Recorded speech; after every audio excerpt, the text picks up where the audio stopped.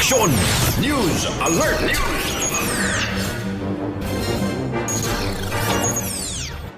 Magandang umaga sa Action News Alert. Tumating ngayong umaga sa libingan ng mga bayani ang unang batch ng mga Marcos loyalist mula sa Ilocos. Para sa detalye, nasa linya ng telepono si Gary De Leon. Gary? Mitch, mahigit 100 sasakyan mula sa mga bus, van at private vehicle ang dumating para bumisita sa punto ni dating Pangulong Ferdinand Marcos sa libingan ng mga bayani sa Taguig. Nanggaling sa mga bayan ng Ilocos Norte ang mga bumisita. Ito raw ay pinayagan base sa clearance na ibinigay ng pamilya Marcos.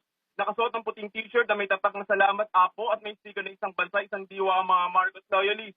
May pita seguridad na mga bumisita dito. Pinapayagan lamang mula sa Ilocos at hindi pwedeng pumasok ang mga walk-in. Pinapayagan naman ang paglilibing habang ang mga bumisita na may dalang ID.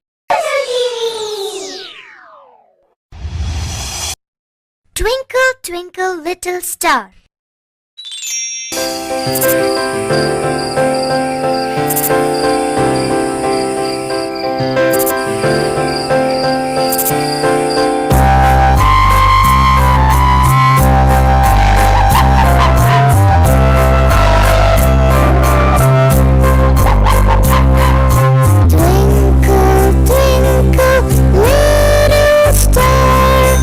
Nanggaling sa mga bayan ng Ilocos Norte ang mga bumisita. Ito raw ay pinayagan base sa clearance na ibinigay ng pamilya Marcos.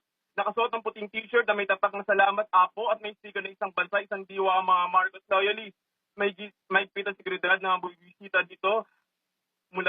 Pinapayagan lamang mula sa Ilocos at hindi pwedeng pumasok ang mga walk-in. Pinapayagan naman ang paglilibing habang ang mga bumisita na may dalang ID at hindi sa puntod ni Marcos ay bawal din. Nakantabay naman ang mga pulis mula sa SPD para makasigurado na hindi mahaluan ng mga Marcos loyalists.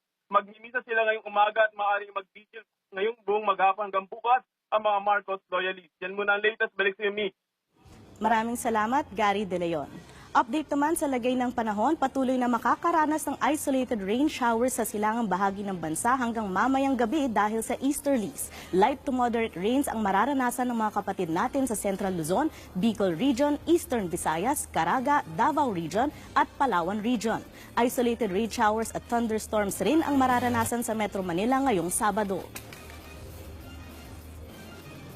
Maging updated sa mga maiinit na balita sa news5.com.ph at sa News5 Facebook page. Ako si Michelle Orosa Ople. Magandang umaga. Action! News Alert!